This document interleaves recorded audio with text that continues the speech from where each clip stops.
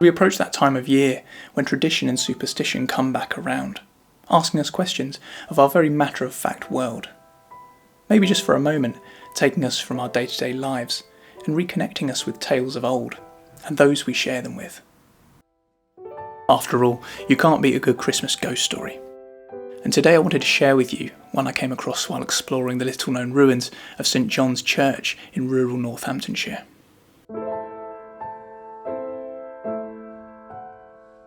When I came across the ruins of old St John's Church in the village of Boughton, there really wasn't much recorded history other than that presented on the English Heritage Information Board, though its reputed hauntings and its folkloric status as one of the most haunted places in the county of Northamptonshire seem to be the reason many people know of these ruins at all.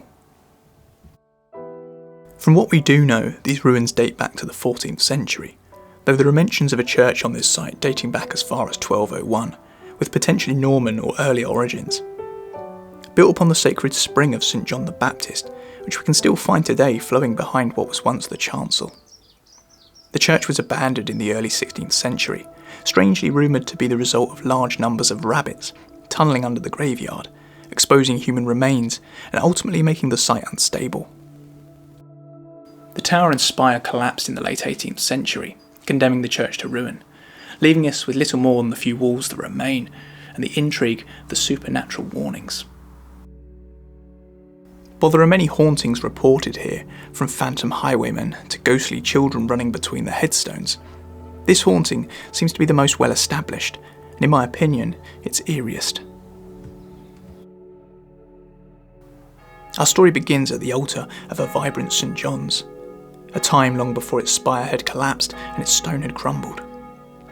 Bathed in the soft glow of candlelight and the ambient trickle of the spring beneath them, a young man stood beside a local girl, her long flowing hair a striking red. Their vows were spoken, but a happy marriage this wasn't to be. For shortly after their wedding, the groom sickened, withered and died, not unheard of during the dark times of pestilence. They buried him in the churchyard, a matter of feet from where he pledged his life and his love. His bride, stricken with grief too heavy to bear, returned to that fresh mound of earth and ended her own life beside her groom. Our story takes us forward to Christmas Eve of 1875. The hollow walls of St John's, as they are today, stood a shell of what once was.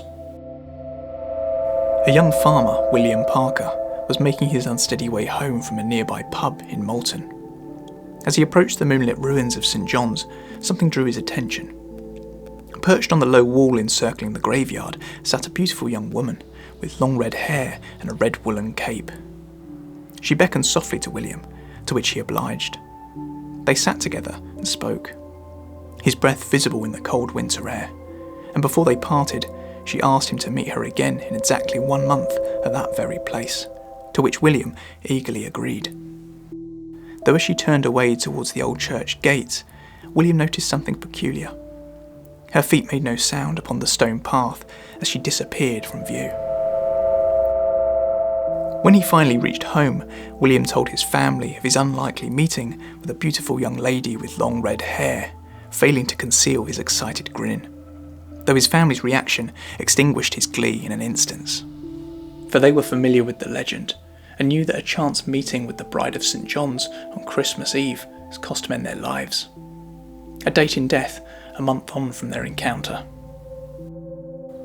And so it came to pass, and William died, the bride keeping her word, supposedly evidenced by parish records bearing the death of one William Parker, January 24th, 1876.